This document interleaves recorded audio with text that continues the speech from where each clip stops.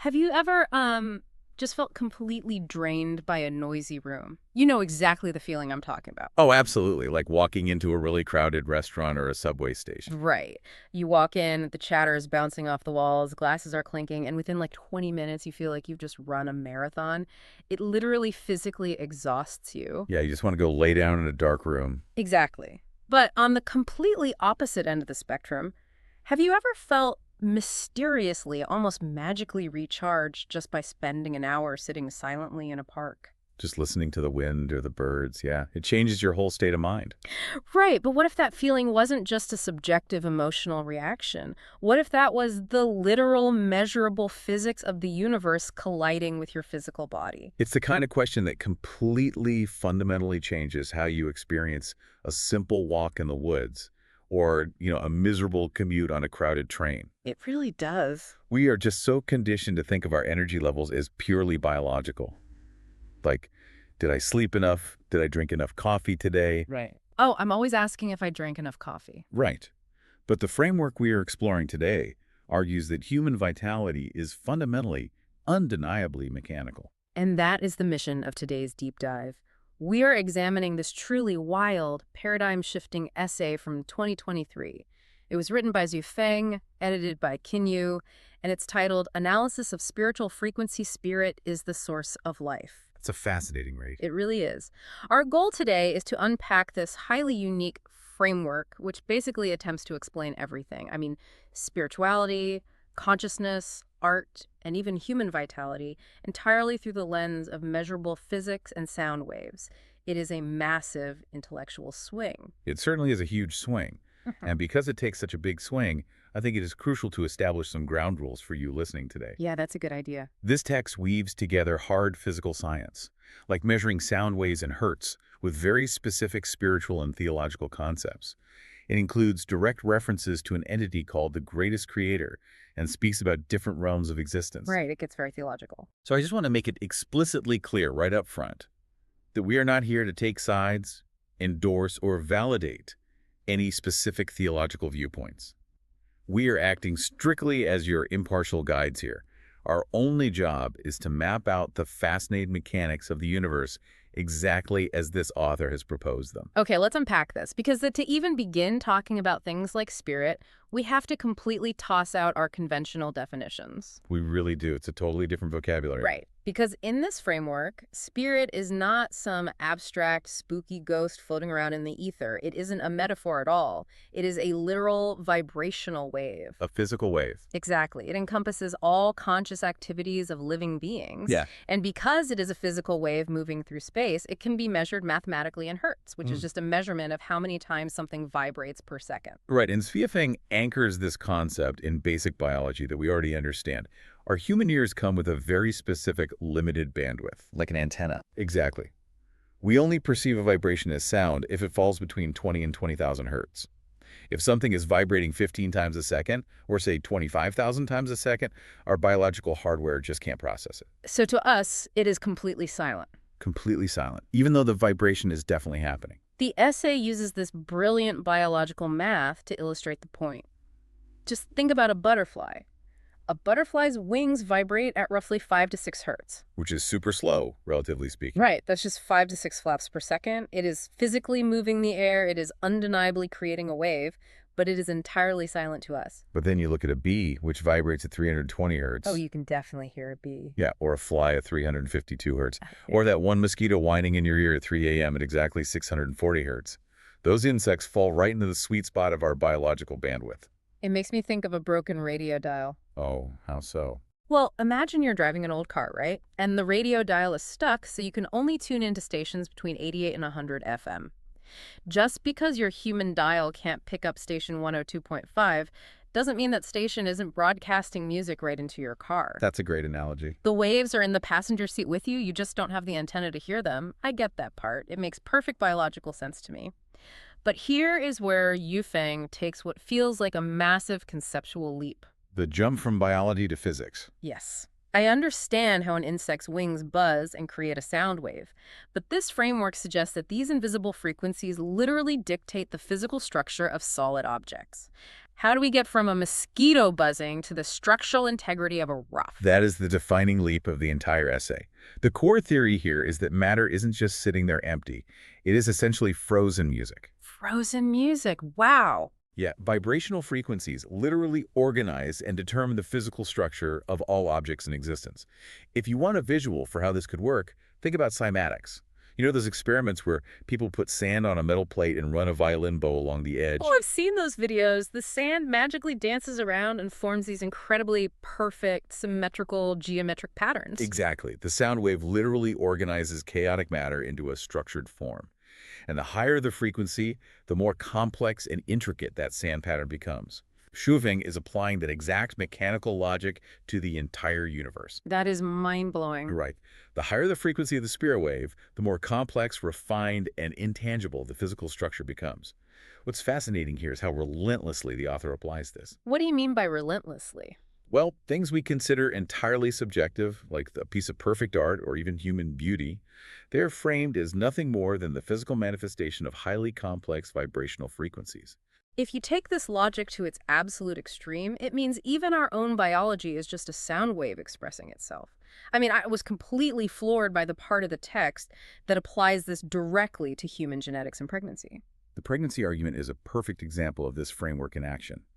The text argues that the higher the vibrational frequency a mother receives and processes during pregnancy, the more beautiful the physical appearance of the child will be. That is such a wild concept. So in this universe, beauty isn't about DNA matching, and it certainly isn't in the eye of the beholder. It is a direct structural result of high-frequency waves sculpting matter in the womb. Which completely rewrites how you view reality. But it also begs a massive question. If high-frequency waves are out there building complex facial structures and intricate art, there has to be a foundational frequency that builds the raw materials. Well, starting point. Yeah. Like, what is the baseline hum of an empty room? What is the frequency of the universe itself? And this brings us to the central mystery of the essay. To explain this baseline, the author references an origin point, a homeland they call the 1,000-year world. Right, the homeland. In this realm, the frequencies they perceived were a kind of pure sound from nature, but on a massive cosmic scale. Schwefing claims that this underlying sound, this ultimate baseline frequency, is the literal spirit of the greatest creator. And because this specific wave permeates absolutely all space and time across the entire universe, the essay makes a very bold, sweeping declaration. Everything has a spirit. Yes, everything has a spirit. Not just you and me, not just the birds and the bees, but mountains, rivers, stones, the house you live in. They are all infused with this baseline frequency. And we aren't just talking in metaphors here. The text puts an exact mathematical number on this ultimate baseline. Okay, let's hear the math. The frequency of the greatest creator's spirit is exactly 1 Hertz, 1 single vibration per second. And crucially, there is a biological parallel that ties it all together. The optimal human heart rhythm is also exactly 1 Hertz. 60 beats per minute. Exactly. Here's where it gets really interesting, though, because anyone who studies physics or biology is going to immediately spot a glaring contradiction here. The infrasound problem. Right. A 1 Hertz wave is, by definition, infrasound. It is way below that 20 Hertz threshold of human hearing. And normally, external infrasound is incredibly dangerous. Very dangerous, yeah. When external low-frequency vibrations enter the human body, they resonate with our internal organs and can cause severe, sometimes deadly damage to our nervous system. So the obvious question is, if the entire universe is vibrating at a 1 Hertz infrasound frequency and our fragile human heart is also vibrating at 1 Hertz, why doesn't that massive universal resonance literally shake our bodies apart? It's a fantastic paradox, and to the author's credit, they don't ignore it at all. They tackle it head-on with an analogy that makes perfect intuitive sense. They compare this specific 1 Hertz universal frequency to the ticking of an analog alarm clock on your nightstand. A ticking clock makes sense for 1 Hertz, but let me push back for a second here. A clock is a machine. If we are talking about a deeply spiritual, life-giving universe, doesn't comparing the creator to a ticking clock sound a bit, I don't know, mechanical? It does sound mechanical, but that's exactly the point. The framework is arguing that the spiritual is mechanical. Oh, I see. Think about the clock on the nightstand. As you sleep, that tick, tick, tick might align perfectly with the 1 Hertz rhythm of your resting heart. It creates a state of resonance, absolutely. Right. But it is a harmonious resonance. Right, it's soothing. Exactly. It doesn't cause any destructive friction. It's gentle. Swiffing argues that the greatest creator's spirit frequency works the exact same way. It provides a steady rhythmic pacing that syncs up with human biology, completely avoiding the destructive, violent resonance that industrial infrasounds, like heavy machinery or engines, might cause. And the essay goes even further than that, right? It doesn't just separate the good one Hertz from bad industrial noise. It No. points out that nature is full of beneficial infrasound. Oh yeah, it lists some beautiful examples. It lists things like the silent sounds of plant growth, the imperceptible vibration of blooming flowers, even the low-frequency movement of white clouds drifting across the sky. If we connect this to the bigger picture, you start to see the beautifully cohesive mechanical universe being mapped out here. The ultimate source code of existence, that 1 Hertz wave, is safely pacing our human biology. It's just keeping the tempo. Right. And all those other natural infrasounds, the clouds and the blooming flowers, they aren't just harmless background noise. The text claims they actively contribute to our well-being. They reinforce that healthy baseline resonance. You are physically strengthened by being near a blooming flower. Okay, so 1 Hertz is the harmonious baseline. It's the ticking clock keeping the universe running smoothly. But you and I both know we do not live in a perfectly silent, serene 1 Hertz world. We certainly do not. If harmonious frequencies build us up, we have to look at what happens when the math gets chaotic. Exactly. To explain the mechanics of dissonance, the text first looks at the science of plants. There's a very specific breakdown here. Sound at a frequency of 6,000 Hertz is highly favorable for plant growth. It literally nourishes their structure. Which is amazing. But you turn that dial up to between 7,000 and 9,000 Hertz, it actively hinders them. And if you subject a plant to frequencies over 10,000 Hertz, the framework states it leads to complete structural failure and death. Which is such a vivid way to frame sound. It's not just an experience, it's a literal life and death physical force. And Weifeng translates this directly to human beings. For us, the essay notes that frequencies ranging between 2,000 and 4,000 Hertz produce the most unbearable physical sensations. The absolute worst sounds. Yeah, the author explicitly compares this specific frequency range to the sound of dragging an iron shovel across concrete. Which is a brilliant example because you can literally feel that in your teeth just thinking about it. Your body physically rejects that sound. It's a visceral, horrible reaction. And what's crucial to understand here is why it's so horrible. The danger isn't just that the audio volume might damage our eardrums.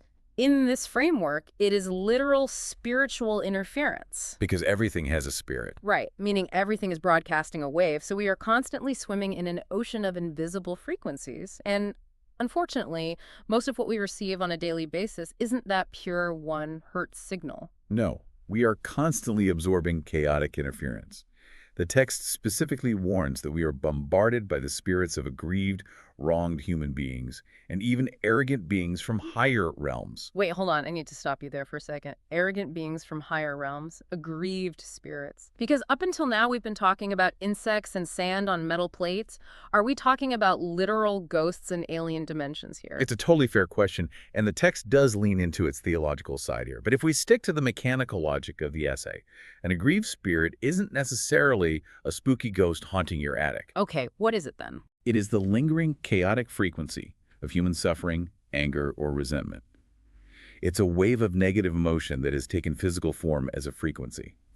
And the higher realms refers to other conscious frequencies that might be more complex than ours, but are broadcasting arrogance or superiority, creating dissonance with our baseline. Okay, that actually makes sense. It's kind of like walking into a room right after two people have had a screaming match.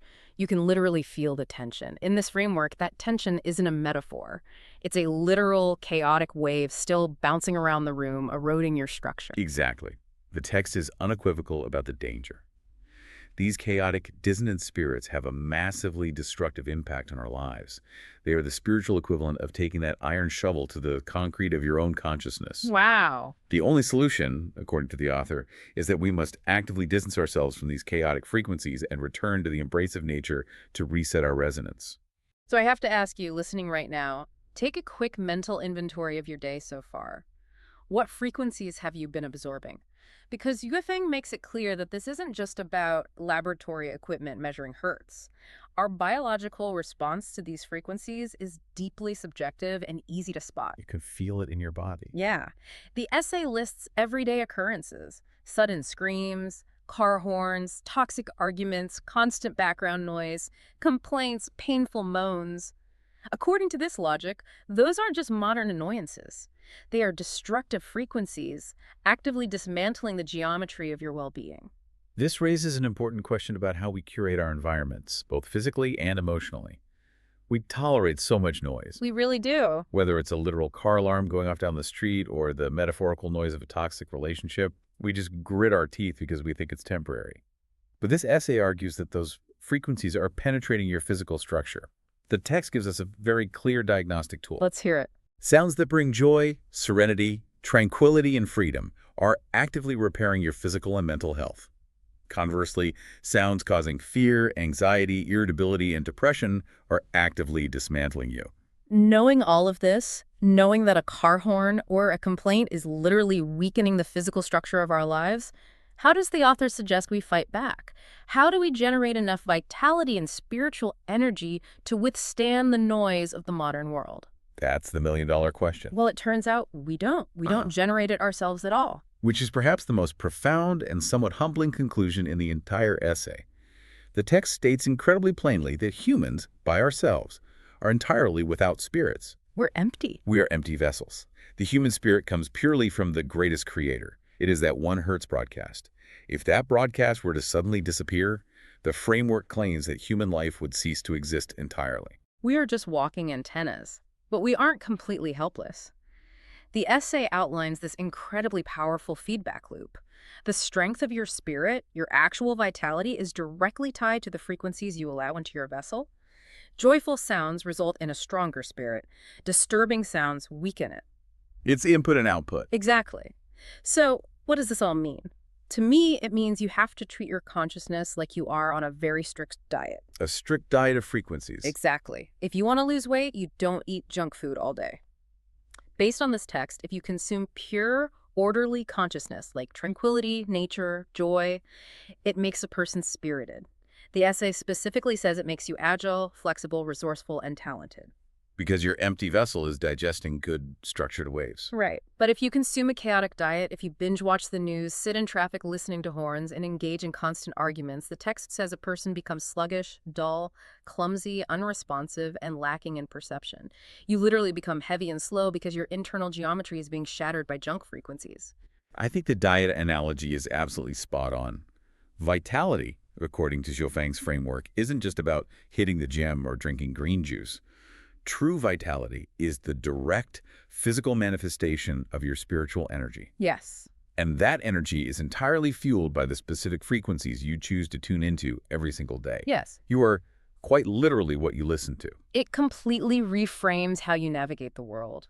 Let's just look at the incredible arc of the logic we've walked through today. We started with the silent 5 Hertz flapping of a butterfly's wings, proving that invisible physical forces are constantly moving around us. Right, the hidden waves. From there, we uncovered the 1 Hertz heartbeat of the universal spirit, realizing that the optimal rhythm of human biology perfectly matches the baseline frequency of the greatest creator. We explored the idea that everything from the stone in your garden to the walls of your house is infused with this broadcast. Everything has a spirit. Yes. And finally, we arrived at the realization that the everyday noise in our lives is not just an annoyance. It is an iron shovel on concrete, Yeah. actively damaging our physical and spiritual vitality. So as you go through the rest of your day today, I challenge you to really audit the environment you built for yourself. What frequencies are you actively tuning into? Are you surrounding yourself with that 2000 hertz screech, whether that's literal noise pollution or the exhausting noise of constant complaints and grievances? Or are you finding deliberate, intentional ways to step back, seek out the quiet, and tap into the 1 hertz ticking clock of nature's harmonious baseline? It is a fascinating, powerful lens to view your life through. But there is one final piece to this puzzle, a massive, gaping question that the author explicitly introduces at the very end of the text and then leaves entirely for another day. A huge cliffhanger. It's a cliffhanger that kind of unravels everything if you think about it too hard. Zhuofeng states that all spirits of life and all objects come directly from the pure 1 Hertz spirit of the greatest creator. But if the source code of the entire universe is perfectly pure, orderly, and harmonious, then where exactly do the evil spirits come from? Right, how does the interference get in? Exactly. If there is only one perfect broadcasting station, how does the static get into the system? The author promises to explore that in a separate analysis, but for now, we leave you to ponder that philosophical puzzle on your own. Keep your dial tuned to the good frequencies.